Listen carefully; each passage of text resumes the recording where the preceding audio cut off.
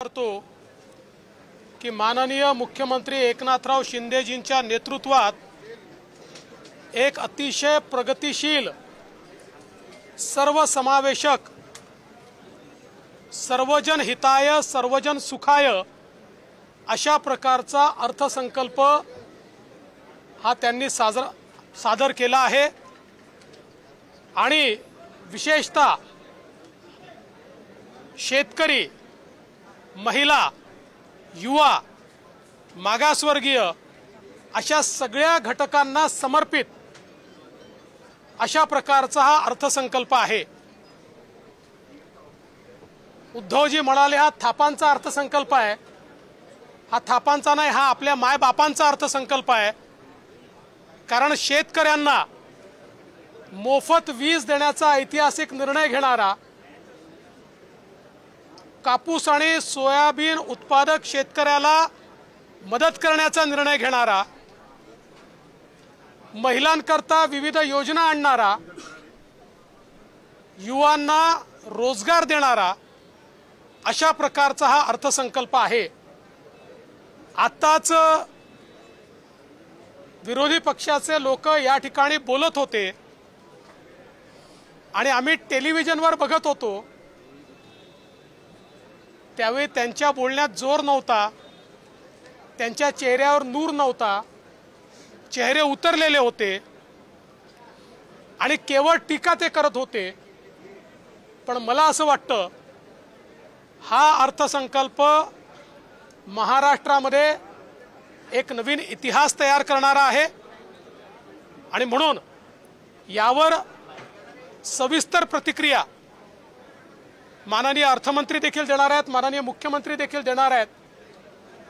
मी केवळ एवढंच सांगतो, या अर्थसंकल्पामध्ये जे जे आम्ही कबूल केलेलं आहे ती प्रत्येक गोष्ट त्या त्या विविक्षित वेळेमध्ये आम्ही पूर्ण करून दाखवू आणि अर्थसंकल्प म्हणजे हा निवडणुकीचा अर्थसंकल्प नाही, तर हा निर्धाराचा अर्थसंकल्प आहे, हे आम्ही निश्चितपणे दाखवू। मी माननीय उपमुख्यमंत्री महोदयांना विनंती करतो की त्यांनी प्रतिक्रिया व्यक्त करावी, त्यानंतर माननीय मुख्यमंत्री महोदय करतील।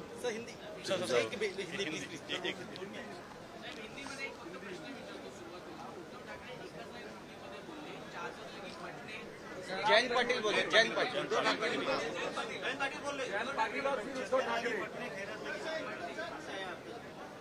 ऐसा है कि ऐसा है, जयंत पाटिल या विपक्ष के सारे नेता ये पहले ही लिखकर लाते हैं कि बजट पर क्या बोलना है।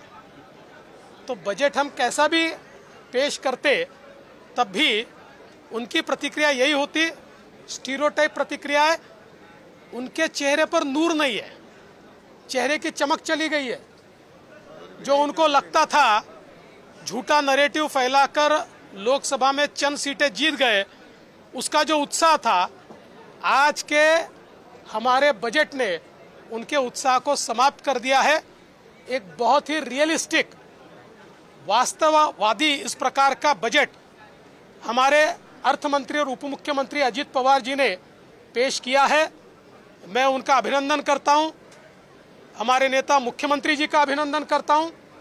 युवाओं के लिए, महिलाओं के लिए, किसानों के लिए, दलित आदिवासियों के लिए जिस प्रकार से इस बजट ने नए दरवाजे खोले हैं, मैं ऐसा मानता हूं एक ऐतिहासिक ऐसा बजट है जहां एक और किसानों को मुफ्त बिजली मिल रही है, किसानों को दूध के लिए, सोयाबीन के लिए, कपास के लिए मदद मिल रही है और महिलाओं को मदद मिल रही है।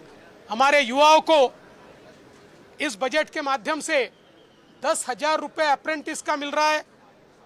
मुख्यमंत्री लाडली बहना योजना ये सारी बहनाओं का कल्याण कर रही है।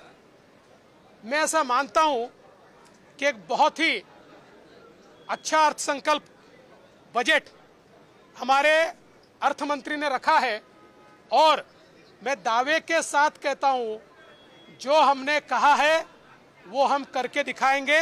जो टाइमलाइन दी है उस टाइमलाइन में करके दिखाएंगे।